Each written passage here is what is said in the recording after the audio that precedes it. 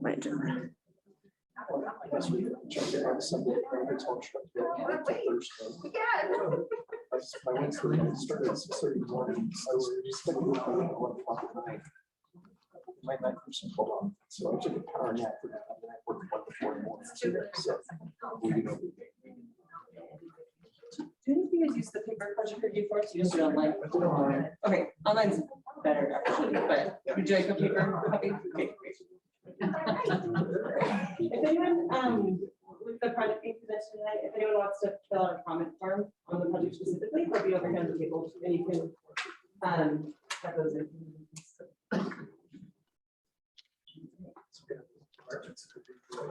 especially with supply chain issues.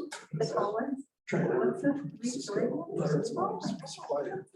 I can't find it. Could you see if she has some sort of problem on her screen, because I'm trying to promote her to panelist, but it is not letting her.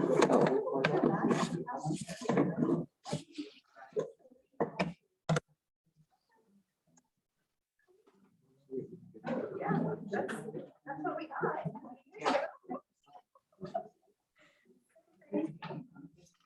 Clauses all over there.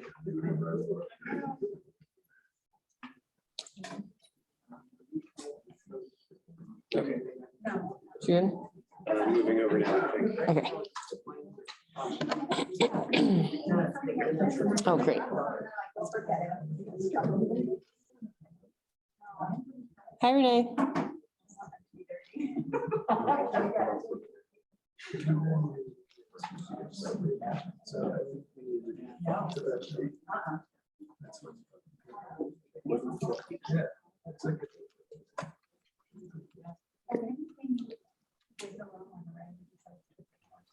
Okay. Renee, can you hear us? I think you just muted yourself.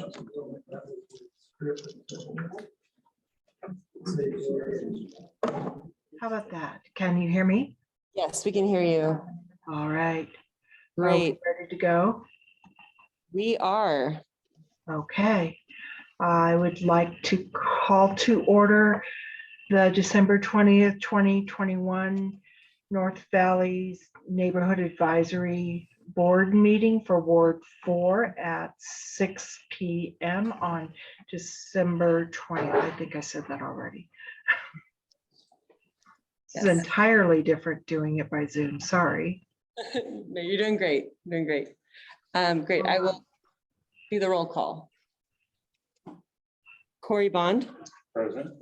John Briscoe. Present. Brian Harvey. Absent. Renee Kelly. Present.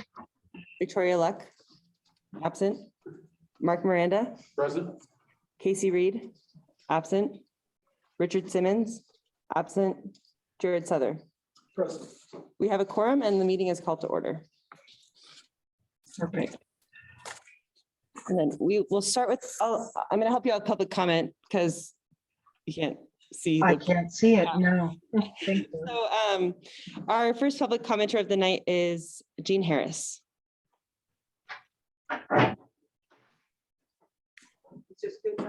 Yeah, just if you just speak a little bit loudly, but yes, you're good. Okay, very good. Hi, good evening. My name is Jean Harris, and I did come prepared with my speech here, so I'm going to read it as I prepared it. Here, I'm gonna just pause you really quick. Can you guys hear her on the recording? Okay, great. I Continue. reside on North Virginia Street at Doubleback Road in a mobile home on 2 acres, where either my family or I have lived for 37 years. Like many of you, I have lived through the sizable changes in the North Valleys. In 2004, I purchased a 3-acre parcel at the top of Copperfield Drive and have just sold that property in July of this year.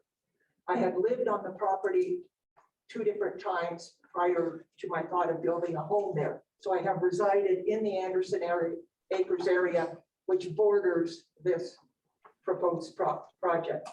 I'm familiar with Anderson Acres and the unique blend of persons and property that makes this area a special place.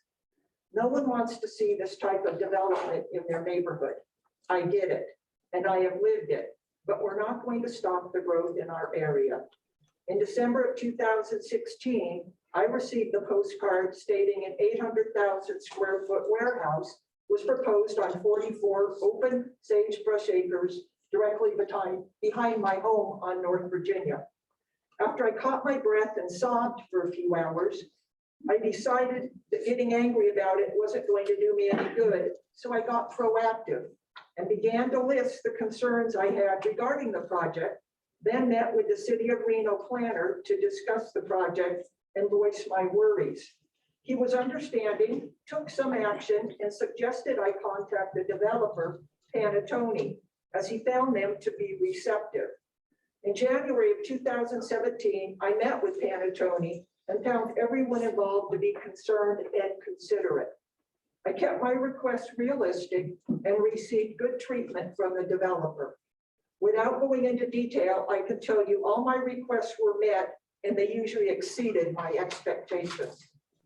The development proceeded and I was provided contact information for everyone I needed at Panattoni and Alston Construction.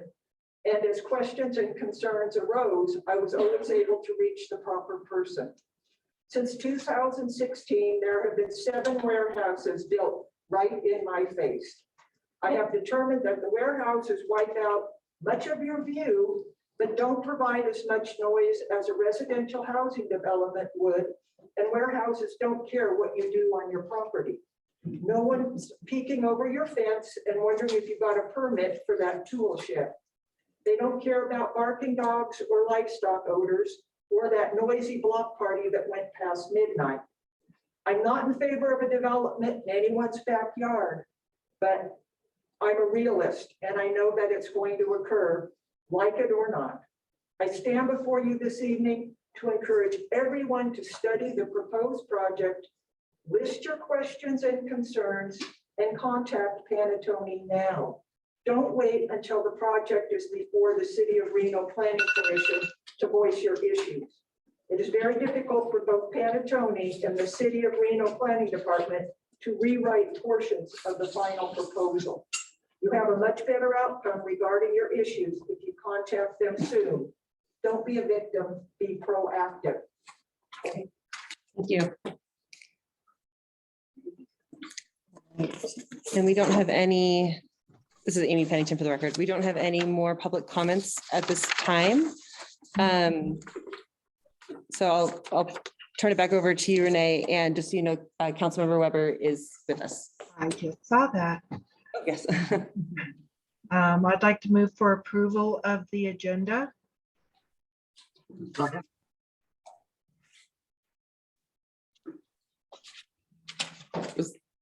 I think somebody has to do first. So She needs a motion for approval. Mark Miranda, for the record, I motion to approve the agenda. Second, It's John Briscoe for the record. yes.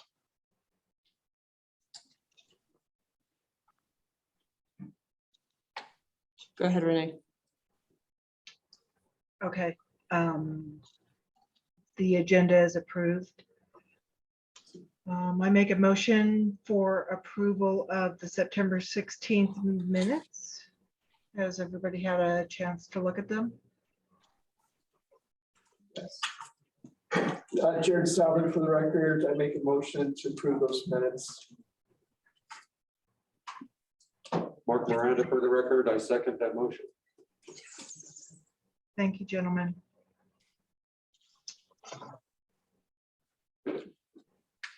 I need to say all in favor. I'm sorry. I really don't do this well on a Zoom meeting. All in favor of approval of the agenda. I'm sorry, I'm going to go backwards. Aye.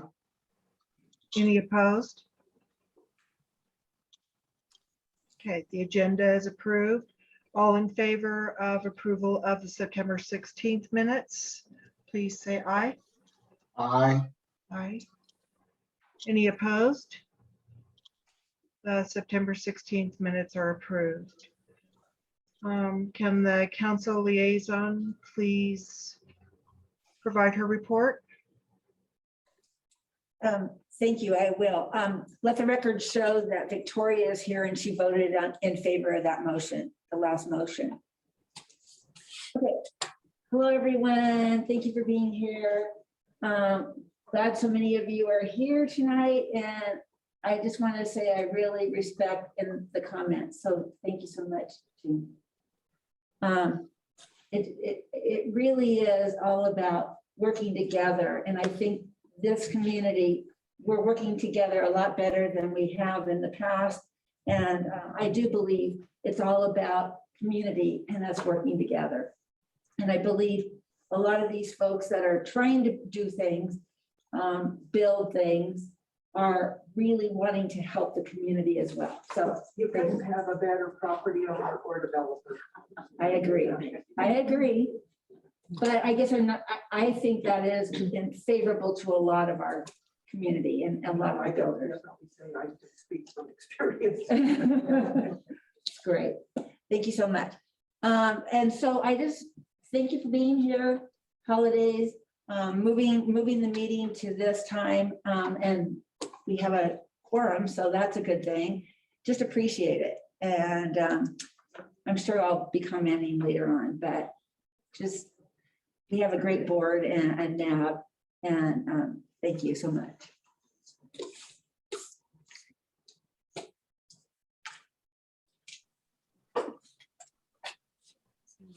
Can we move on to the staff liaison report? Yes, this is Amy Pennington for the record. I don't have a staff liaison report today. Do we have a presentation? Thank you, Amy. Thank you, Bonnie, also. Do we have a presentation from RPD? Yes, we do. Yeah, yes, please. I'll just stand up there. Just wanted to mention it. Exactly. I don't mind. Give you the ability to bring up the crime stats, yeah, for November. I was kind of peeking over shoulders. I believe everybody has crime stats from October. And not the November crime stats. Oh, are they? Oh, I thought it was November. Sorry, I'm nosy. We can Means- pull 'em up. wait for the wrong ones.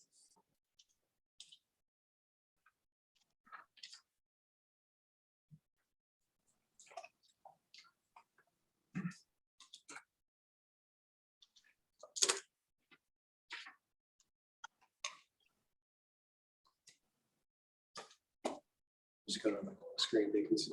Okay. I just want to make sure that they're the November ones on my. So if you can go to the general stats, that has all the different words. It should be the first page. There we go. And if you can scroll down to Ward 4.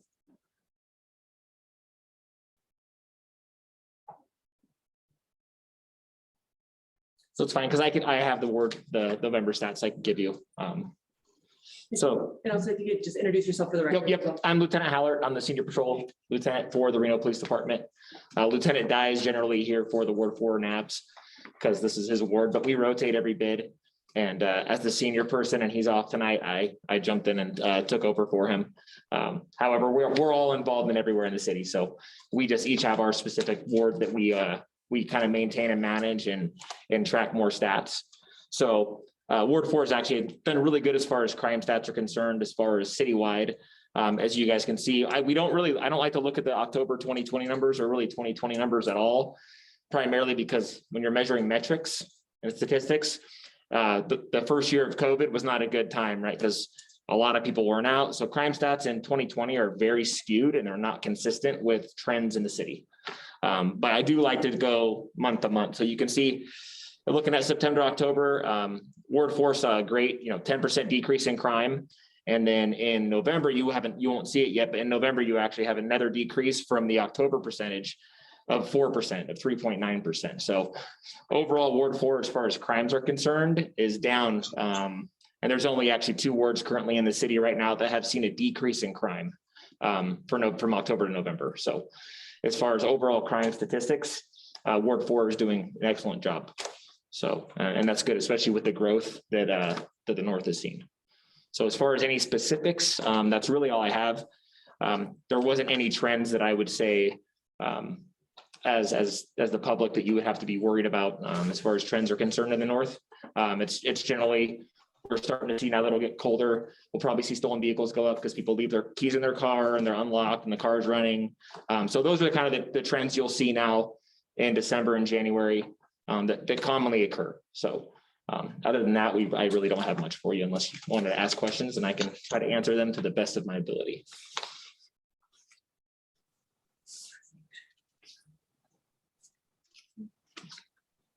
So we've spoken before, and I apologize, I don't know as well, but we've spoken before about the idea of maybe doing a neighborhood watch program. And that was something pre-COVID we talked about, and maybe a few months ago that was brought up again. So what could we do to move that idea forward with the aid of our Reno Police Department? Jared, just thank you so much. I'm Oh, gonna absolutely. weigh in here. I've had lots of conversations with our Chief Soto. And he knows that what I'd like to do is have a pilot program, even start off for Ward 4. Because we have so many people in the community that know about it. And I would really like it to be a program that is very workable. It costs money.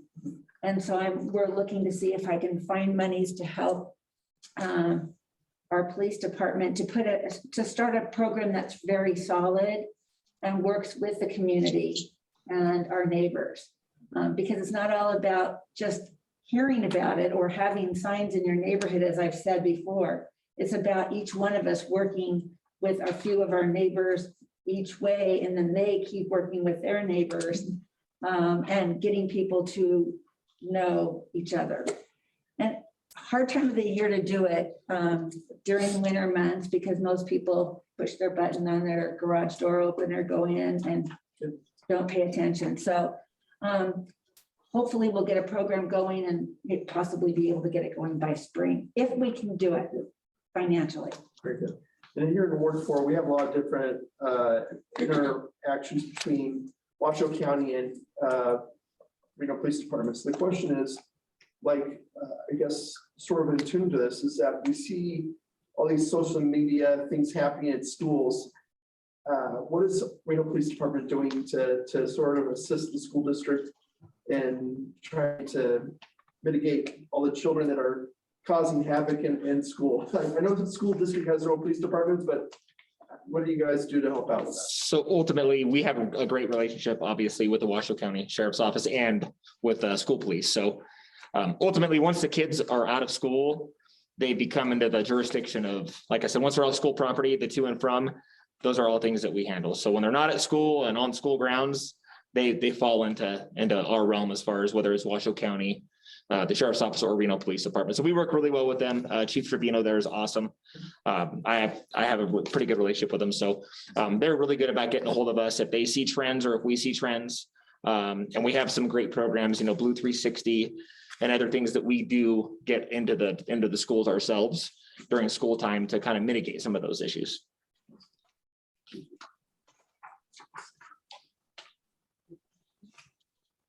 With the growth in Ward 4, what's the coverage, the city of Reno police coverage? I mean, the annexation is greater and greater all the time.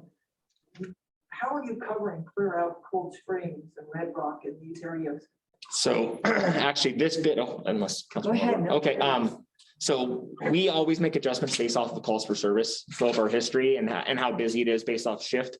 So we actually realign our shifts and where we put officers based on call volume. So we look at call volume for the North, the Central, and the South District.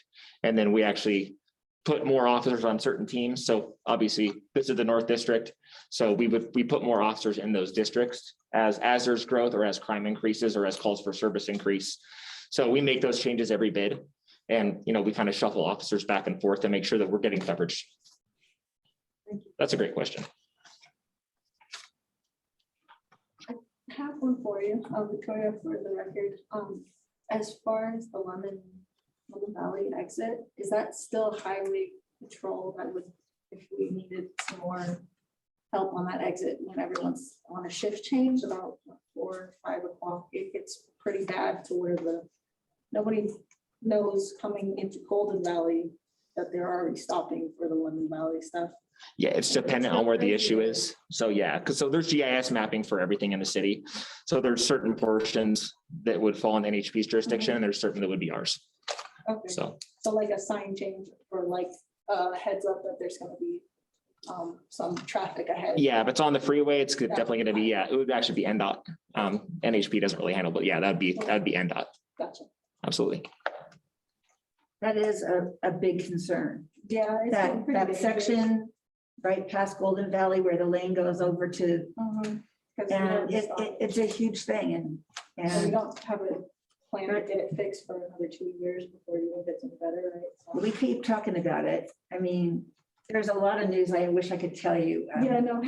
But it's known. Mhm. And I keep trying to, as I'm working with our staff, get the message out there that that's an issue. It should be like a flashing light ahead, Yeah. just so people know to get over it.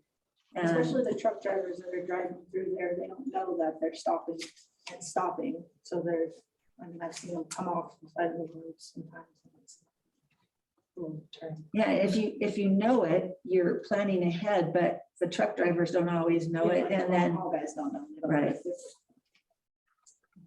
we just got to keep remembering and raising that question.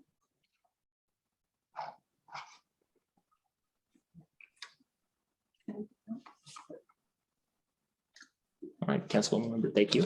Thank you so much. Thank you. You guys have a great Christmas. Thank Happy New Year. Thank You know, you. it might be a good idea to ask one of our members that are sitting here to kind of carry the meeting on for you. If it's difficult for you to see or hear, Renee. I think I'm okay, but I don't mind if you think it would run more efficiently for someone to be there. No, it's fine. It's fine. If you feel comfortable that you're seeing who wants to speak. They're speaking up. Go ahead. Okay, we're on to B2 development projects. We are specifically going to be addressing B21 LDC 22-00018, the Peavine Employment Center.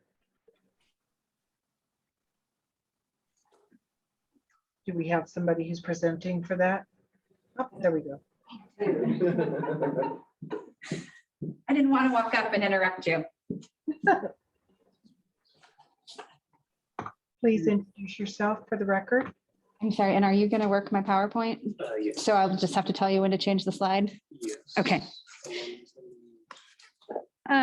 Well, okay, while you're getting that pulled up, for the record, Stacy Huggins with Wood Rogers, and I am representing the property owner, Peavine Investors, who have been out in this area for a very long time. I'm sure some of you are familiar with the Echeverria family. They're here tonight joining us. Also representing the developer and the applicant in this, Panattoni. So if you want to go to the next slide, and I will try to remember to say next slide. Not always good about that. So just real quick so that you have some idea where this project is located. It consists of 13 parcels totaling approximately 200 acres.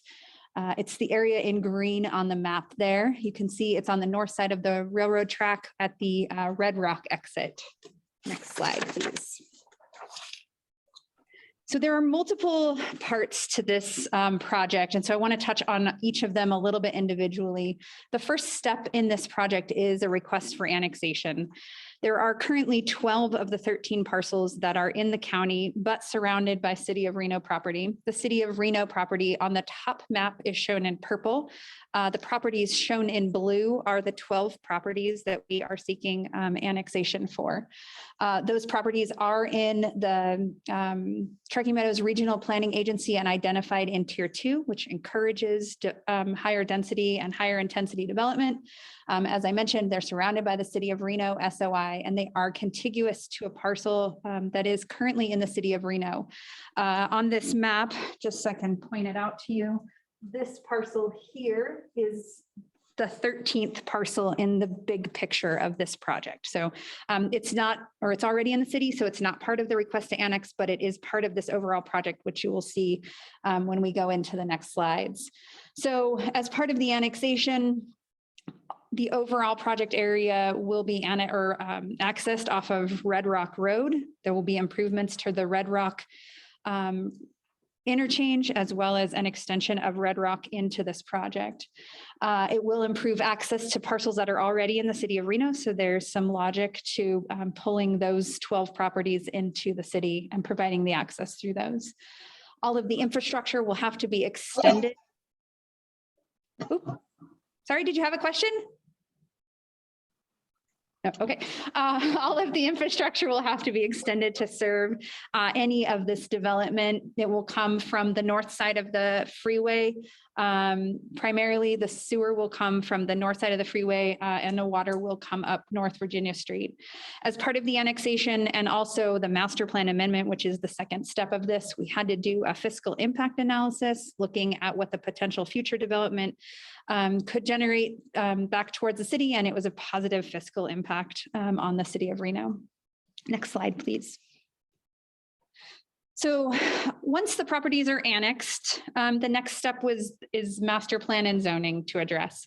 So when the 12 parcels are annexed, they will come in and they will go from Washoe County designations to City of Reno designations. And the master plan in the transition for the 12 parcels will be large lot residential, and then parks, greenways, and open spaces for the roads, because in the county, the road is currently designated as public facility. So then you'll see when it comes to the zoning, in correlation with the master plan, the zoning on the 12 parcels will be large lot residential, 2.5 acre minimum, and also public facilities for the roads. And those zoning designations limit development to residential uses. And based on the infrastructure that is needed to develop on this side of the road and to support development of the parcel that's currently in the city of Reno, residential development is not a feasible option on these 12 parcels. Next slide, please. So moving forward to the first step of this is the proposed master plan. So we're looking to change from large lot residential to what is called mixed employment and also parks, greenways, and open space. The mixed employment you can see in the purple on the map, and then the green is the parks, open space, and greenways. And we intentionally have designated, and you'll see on the land use plan that follows, we have intentionally designated the area around the perimeter as parks, open space, and greenways. One, to preserve the separation between the uses, to protect those residents that are already there. And then two, to protect and preserve the drainage way channels that exist there now. So for those of you in the room, there's a drainage way channel in the middle, and then there's another drainage way existing on the east side of the project area. And so we have protected those by designating them as open space. Also, just note that in this exhibit, we have now included the larger parcel to the south that is in the city of Reno. So the master plan amendment applies to the entire 13 parcels, including the piece that's already in the city of Reno. You can see on this map, we've shown the major access road coming through the site and how that would bisect the various parcels and provide access to some the development areas. One of the things I want to point out is at what I call the front door, which is the area right at the Red Rock exit or the Red Rock interchange. That area has been identified as a gateway commercial corridor. So we're really trying to make that a nice entry into this overall area so that the whole thing is not developed as employment opportunities or flex space. So we've come in and we've identified uses that cannot be in that front door, if you will, some more intense uses. So we can't have any manufacturing and we can't have distribution in that area. No mini warehouse, no mini storage, no outside storage in those front areas. So it's really intended that that area you see in the hatching is really intended to be a commercial corridor with restaurants or office space, or there's a number of uses that we have identified for that area that could be put there. So just wanted to touch on that because I know there's been a lot of discussion about commercial uses out here. I mentioned earlier about the infrastructure coming across. One of the things that this project does that doesn't exist right now is great public emergency response opportunities. So right now, the roads Trail Drive, if you're familiar with this area, is not an improved road. It is a gravel graded road at best. And so with this project, we will have a paved road. It will be a parkway. So it will have, I think it's 4 lanes, 2 on each side of a divided parkway that will obviously be paved to City of Reno standards, allowing fire and other emergency response vehicles to get across this site. And should they have to get across the railroad for any other emergency purposes or firefighting, there's much better access for that as a result of this project. Next slide. So step 3, I guess, if you will, in this, but kind of again, running concurrently, is the request for a zone change. And this is a little unique. A lot of times we see zone changes and they go to a straight zoning designation. And we could have come in and asked for a straight zoning designation that was in conformance with that master plan designation of mixed employment. But we chose to do what they call a specific planning district or special planning district, SPD. An SPD is very similar to a planned unit development where you have a handbook and you have design standards, but this is more like PUD light. It doesn't, we're not changing most of the requirements in the City of Reno will carry through for any development of this. But what we have sought to change is some land uses. So we've eliminated land uses within the SPD handbook. We have asked to increase the maximum building area associated with this project. We have specific requirements for that gateway commercial corridor that I mentioned earlier. We've increased the landscape treatments. We have designated a significant amount of the project site in the open space, which means it can never have vertical construction in it. It can accommodate roads, and trails, but it can't have vertical construction in it. The SPD includes sustainability requirements for the buildings, which the City of Reno Code does not currently include. So we've taken it a step further in this handbook. And then we have accounted for public access and connectivity. And I know this box with the names in it, it makes it a little bit tough. I don't know, is that something you can move up there maybe? So I can just point to something in the lower map? Sorry, thank you. So in the bottom picture here, you can see the yellow lines represent access, and the blue lines here represent pedestrian or horse access through the open space. So we have done our best to perpetuate public access to the south.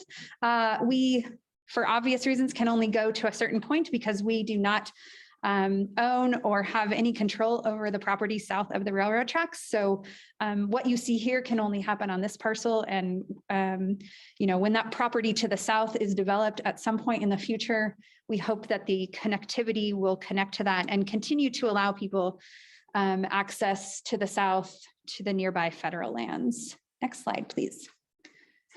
Okay, and then this is kind of my last slide, and I just wanted to give you guys kind of an idea of what we're looking at in terms of how the site plan could lay out and some of the benefits of this project, most of which I've already touched on. Again, any future project would have direct access to the roads, would not impact the local streets that residents are currently using. So anyone coming in off of Trail Drive will continue to have access off of Trail Drive or North Virginia Street. This main road will be improved and will continue to provide access to the south where there's a piece of property that's developed and a resident living south of the tracks that will all continue to have access. We will not eliminate any access. I mentioned the public safety improvements, improving response times by providing that paved road. This project, any project on these properties will have to meet all of the city of Reno's standards for drainage or on-site drainage. So you can see on this plan, and this is a preliminary plan, but this really represents kind of where the building pads could potentially be located on this site.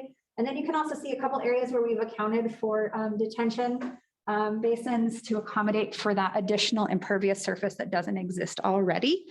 And then improvements to the transportation system. And we haven't had a lot of discussions with NDOT, but we know that there will have to be some improvements at the Red Rock interchange, both the on-off on the going westbound and also the eastbound.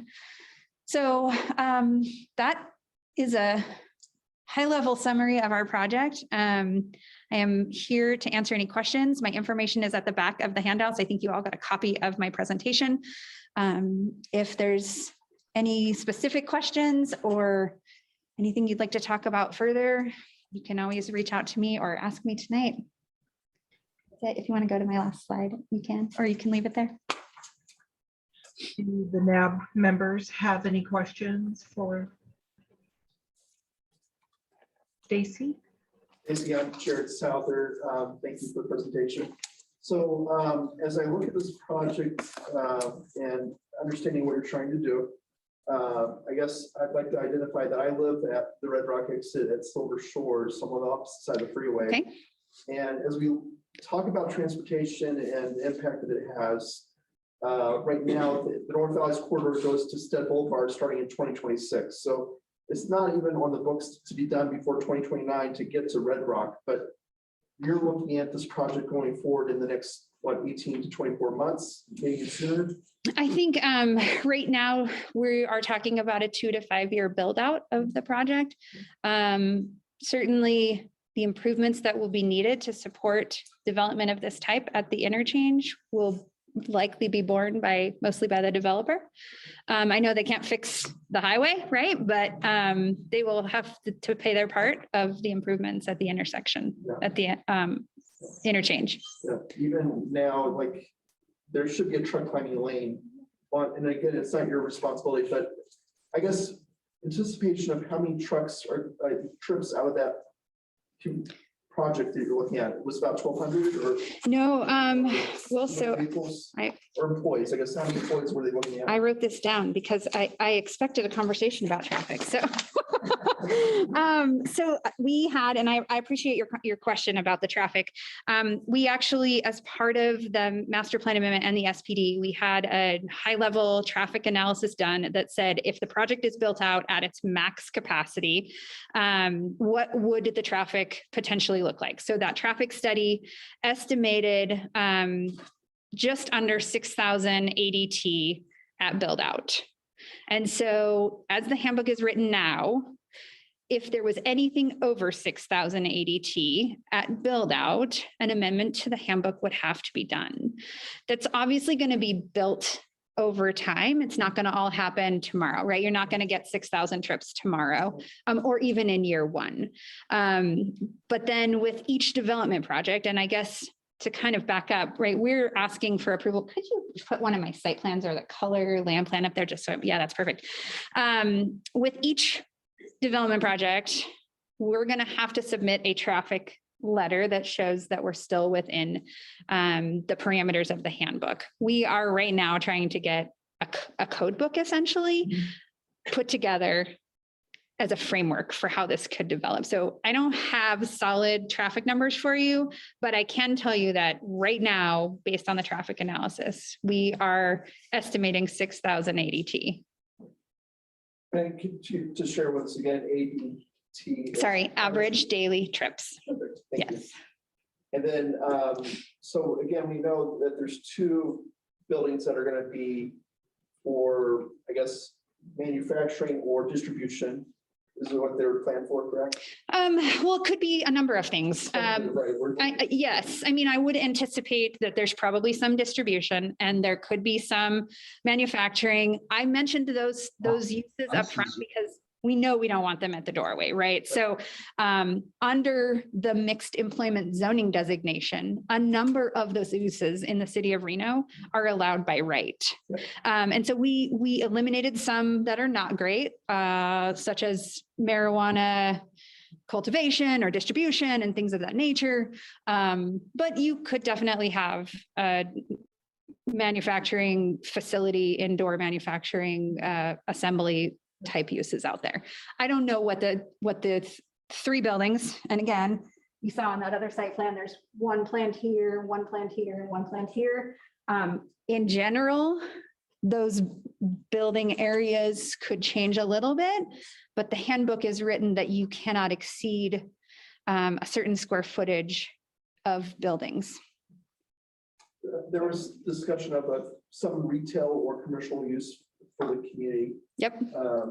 Any vision of what that might be?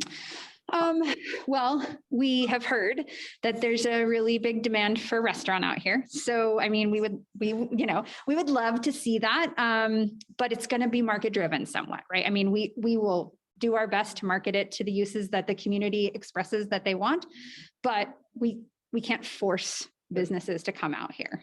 Is there anything that the community can do if they wanted to, just for anyone that is listening? Well, I think, a great thing would be to start by telling us what you really want out there. Because we've heard some people say they don't think they need urgent care.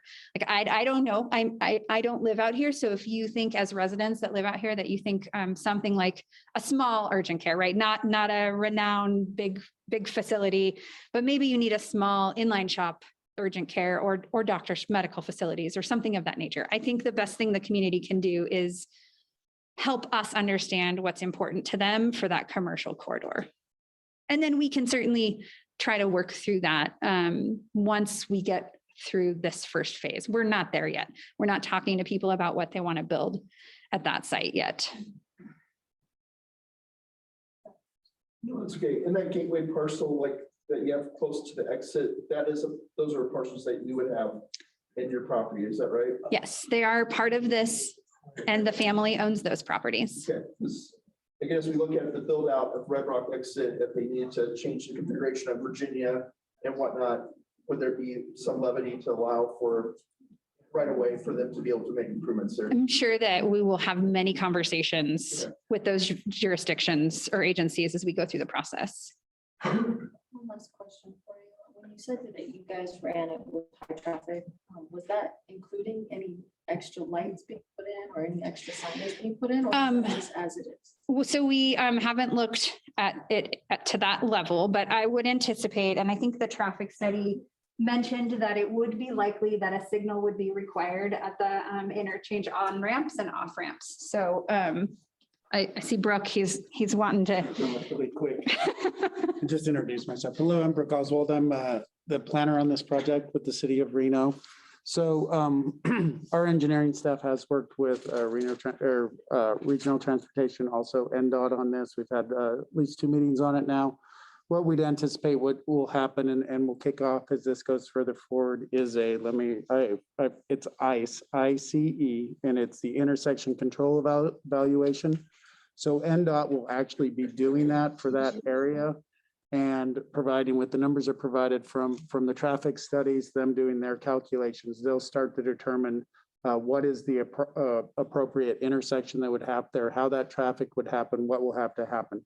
Then that would be proposed back to the developer, and the developer at this point, because they are not moving forward with this, they would be the ones that would be financially responsible for installing those improvements, either on site or off site.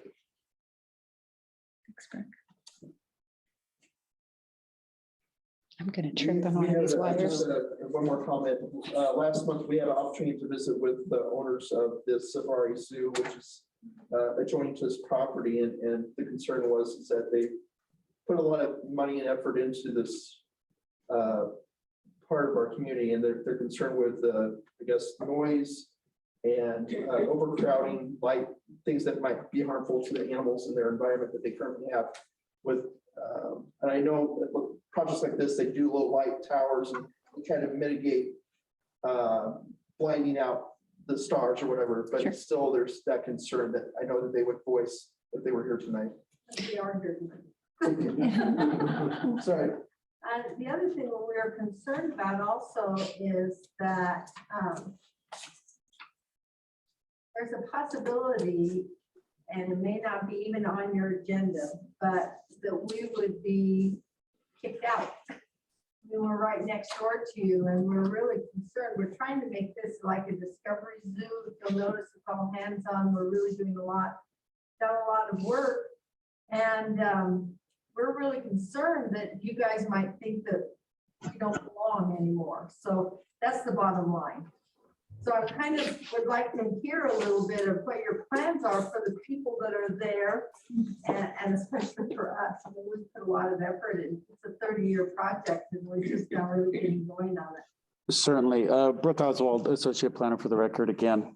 So this is a unique area. A lot of places what we see is we have our sphere of influence where the city actually has jurisdiction over. This is not an area that we have this. And so we would not actively be pursuing annexation, and we legally, the city cannot actively pursue annexation. The reason this annexation is happening is this property owner, through a Nevada revised statute, they have the ability to apply and say, we want to be part of the city. And so you would have to come forward and say you'd want to be part of the city or part of the change, right? So currently where you are, your use is what it is, and that there is no intent from the city to move forward. We wouldn't mind being part of the city. In fact, we would love to be able to hook up to city water and stuff. You know, we're constantly depending on the water table, and we still have animals to feed. So we're not opposed at all. We would love to be able to hook up to city water and sewer and be part of the city. And, you know, we really have plans to really add to the city. What our concern is that we would be an inconvenience now to modern day whatever, and pretty soon we would be through eminent domain kicked out. I guess I'm going to the bottom line, but it's good to think that far ahead, you know. Yeah. So Can I jump in Sure, for a Bonnie. second? We're out of order, so can we just hang on 1 second? Was the board done with their comments? I have a comment. Okay, John, please go Yeah, ahead. I just want to apologize for not being able to attend in person tonight. I blew out my knee. Surgery is scheduled for January 3rd. I presume I'll be at your next meeting. Okay. So go ahead, John. Please identify yourself fully for the record.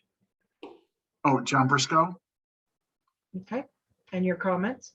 Oh, I just wanted to apologize for not attending in person. I blew out my knee, and surgery is scheduled for January the 3rd. No, So specifically hopefully I'll to be at this- your next meeting. Okay, there was specifically to this issue that we're discussing right Oh, now. I'm sorry. I thought we were to the next section below that. No. Okay, sorry. So was there anyone else on the board that had any other questions regarding this subject? No.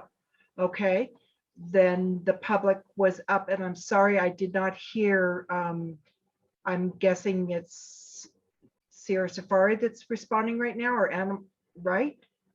yeah, Safari. Yes. Safari Zoological Park. And could you state your name? Yeah, Mark Sidley. Marlene? Maureen. Maureen. Maureen. Sidley, S as in Sam, I D as in dog, L-E-Y.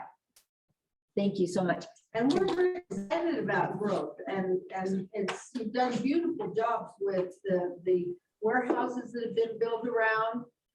We've just put so much effort in, it's kind of scary when the big guys move in. Certainly, we I understand. do that. want I'll to let say Bonnie something, talk. Renee. This is Bonnie. Yes, hi. So I want to share with you. I don't think that you have any issue.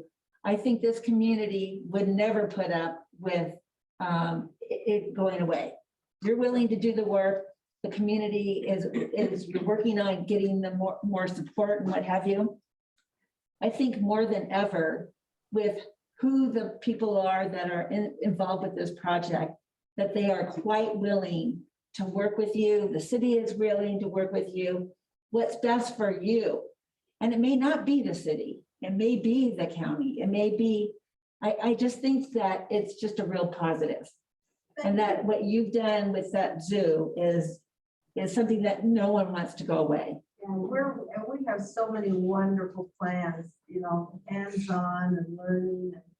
So thank you for saying that. I mean, when we put so much effort into it, it does get a little scary when the big guys move in. It is. I'm sure it is, but I think that as Jean has said and others have said, and I'm sure you've worked with some of these folks as well, the city, I think that you are in good hands. Well, thank you very much. I appreciate that. Question for you. Yes. For the record, Victoria, if once they become city land and they're part of the city, does that open up opportunity for them to get help from the city? That's something that we would work through the process, I would assume. Am I correct? Certainly, currently she's in the county. I think what some of the advantages you do see, as she mentioned, you'll see those utilities. Those utilities, sewer, water are currently quite a ways away. And so with this development, they'll be bringing them to the site. Once they're brought to the site, annexing into the city, you'd be required to get on the sewer and get on the water if you wanted. If you prefer to stay in the county and that suits your need, there's nothing that the city would actively pursue. They're in the best such situation because they get to choose. It's not like the city of Reno says, with them, we're gonna do this. Thank you. Were there any additional public comments? Any additional questions from the board? Is it one public public for the public to comment to the public? Did you hear the question, Renee? No, I did not. Yeah, is it appropriate for a public member to speak to another public member? Ms. Harris would like to comment if she could. Yes. Thank you.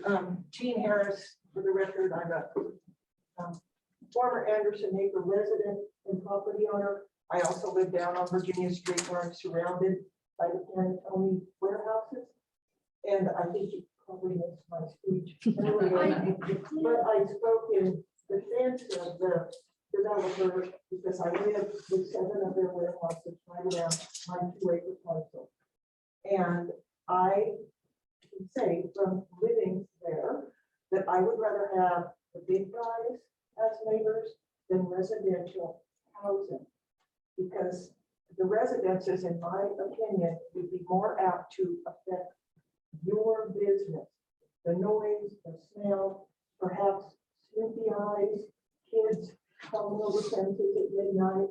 You would have so much more traffic and possibly not welcome trespassers. Right. Than you're ever going to get from a warehouse.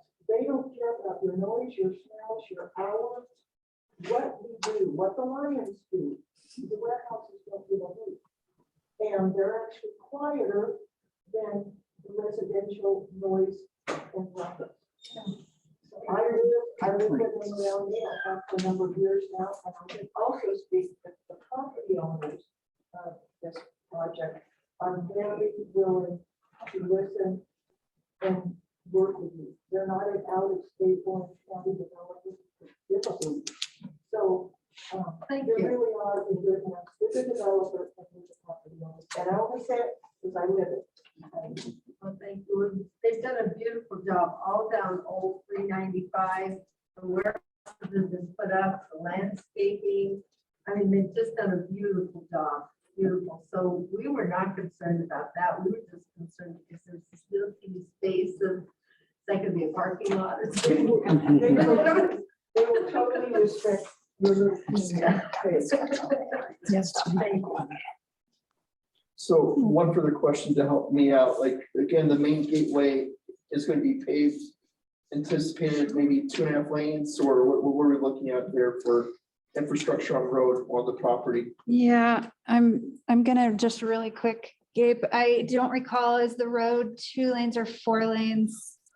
So the intent, Gabe Whitler, Odyssey Engineering, the intent with that entry road is that it's wide enough to meet 2 forms of access.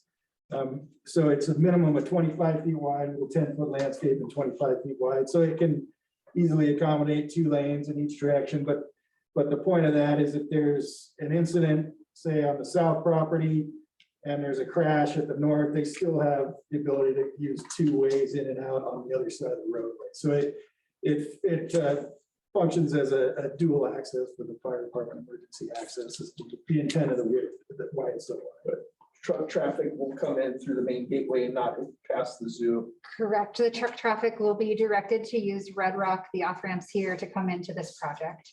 And one thing just to note for you, and this week, so we hosted a meeting. I think a number of the folks that live within the 750 feet of the project were invited to a workshop meeting that we hosted last Monday to talk about this project. And one of the things that we talked about with one of the adjacent property owners was actually, do you mind going to the next slide here? Yes, perfect. So really at about this point, the developer has said that they would put a no truck traffic past this point sign here so that trucks will be encouraged to come in from here and access this site from there, or to come in and access this pad from down here rather than driving down Trail Drive to access back here, just to further mitigate for those residents out there. And then there will be no reason for truck traffic here, and really not a reason for truck traffic on North Virginia, as you know, as you mentioned, to impact the zoo, but also the rest of the folks that live out here.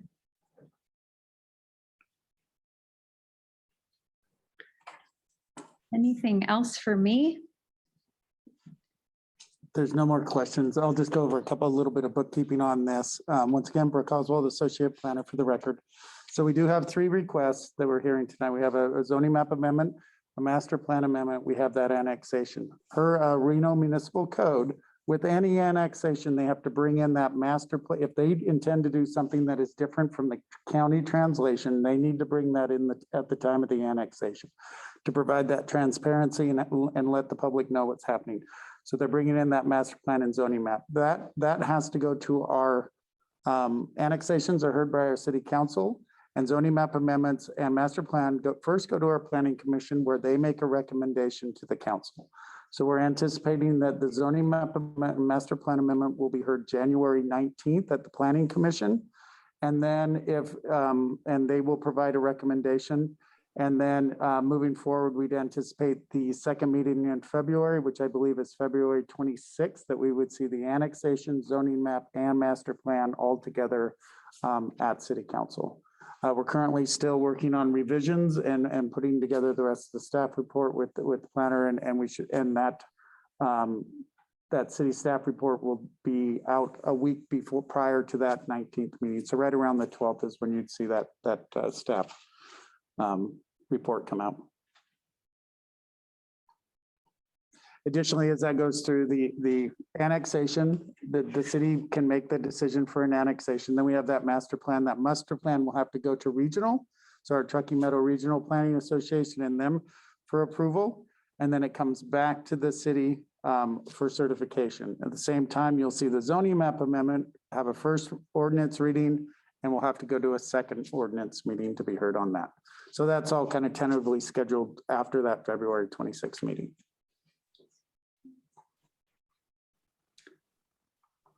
If there aren't any more questions, I just want to thank you. Oh, gosh, watch that. Yeah, I was sure it was going to be me. I just want to thank you guys all for the good questions tonight and the conversation. And as I said, my contact information is on the back of the PowerPoint. If there's any questions or you think of anything after tonight, please don't hesitate to reach out to me. Stacy, I want to encourage folks too. All of you, when you're hearing these things, and if there's things that you really like, just like Ms. Harris did, she comes and talks. It's important that instead of all the negatives that we always make sure we get out there, that we are encouraging our planning commission, our residents to, let's work together. Let's be there and support and help. And hopefully when it gets to the city council, we do the same. So thank you. We appreciate it. Thank you, Bonnie, for that. Thanks.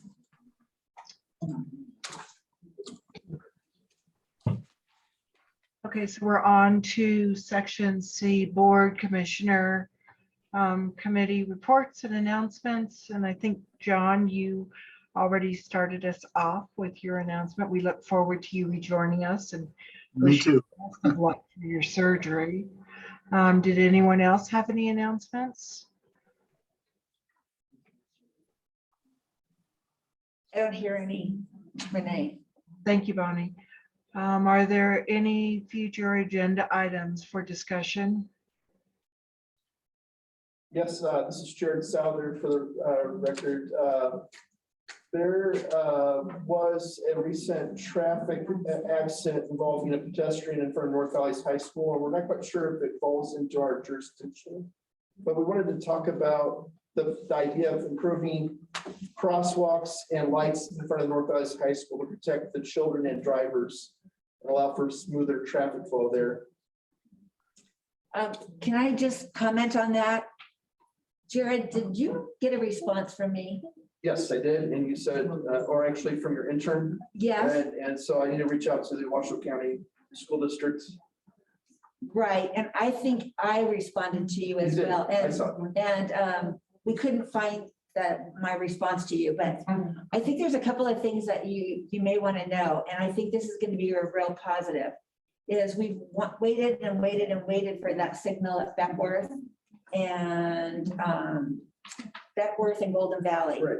And we're getting it. Right. Not as quickly as we should have. We were supposed to have it this last year.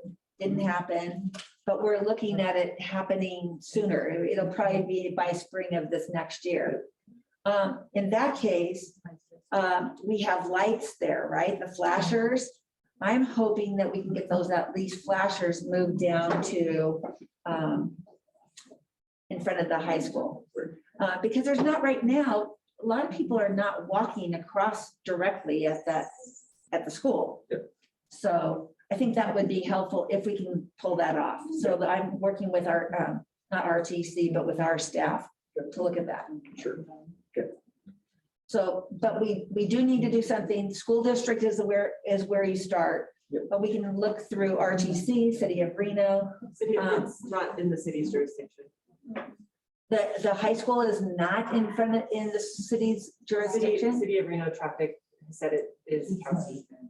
Okay, well, we'll be working with, because of the signal at Golden Valley, that could be the possibility that we can use it there, hopefully. We're still working on one at Victoria. You may know about this one, the one at Bagpipe, and we're trying to get a Bagpipe and Silver Lake. So we're trying to get a signal there, a flasher for the kids crossing the school at the apartments. Yeah, because it stops right there on that street. Yes. on Main Street. Still working on that. Yeah, you can't see anything at one point. Yeah, it's a long distance that you can't see anybody. So That's good. So Renee, the other agenda item though would be to hopefully have in the next couple months, another update from RTC on the Lemon Valley improvements, and then talk about the North Valley's improvement plans for the next few years as well. Yes, and then also, I think that we were anticipating an update on the spaghetti bowl progress. I know that there was a portion of it that's ahead of schedule, but then it was my understanding that there might be something that's behind. So I wasn't sure when we were anticipating that update. This is Amy Pennington for the record. I will talk to NDOT about when they can come to a meeting in the new year. All right. ended on this spaghetti bowl express, and then also for Lemon Drive, or would that be RTC? Oh, I guess that's maybe RTC. Yeah. Right, they're both. But they, yeah, and widening, they both can probably give us good updates. Okay, did we get everything then? Sorry. A special project in January to be discussing as well. on the Golden Valley Beckworth intersection there. Maybe some new information we can bring to you. Very good.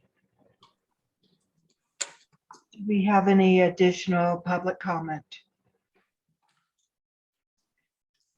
No, there isn't any. All right. Do we have a motion for adjournment? John Briscoe, move to adjourn. Renee Kelly, second. All in favor? Aye. Any opposed? Motion carries. A very Merry Christmas, everyone, or whatever your holiday celebration may be. Right back at you. Thank you. Thank you, everyone.